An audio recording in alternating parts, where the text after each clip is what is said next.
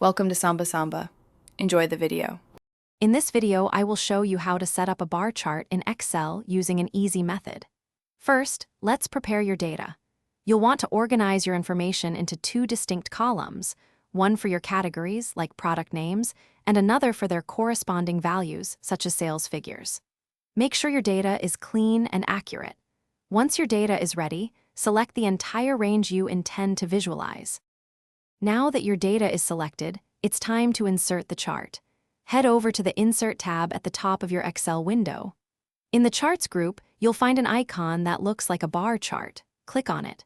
From the drop-down menu, select a two-dimensional clustered bar chart.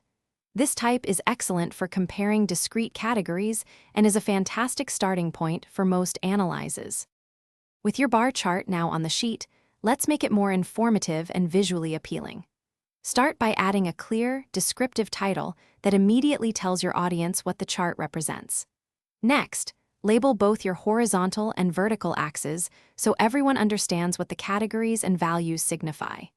Finally, feel free to adjust the colors and fonts to match your presentation style and improve overall readability. To give your bar chart a polished look, consider a few final touches. Often, removing unnecessary grid lines can significantly reduce visual clutter, making your data stand out more clearly. You might also want to sort your data, either ascending or descending, to emphasize trends or make comparisons easier to grasp. Remember to save your Excel file regularly to ensure all your hard work is preserved. Thanks for watching. Consider subscribing if we helped you.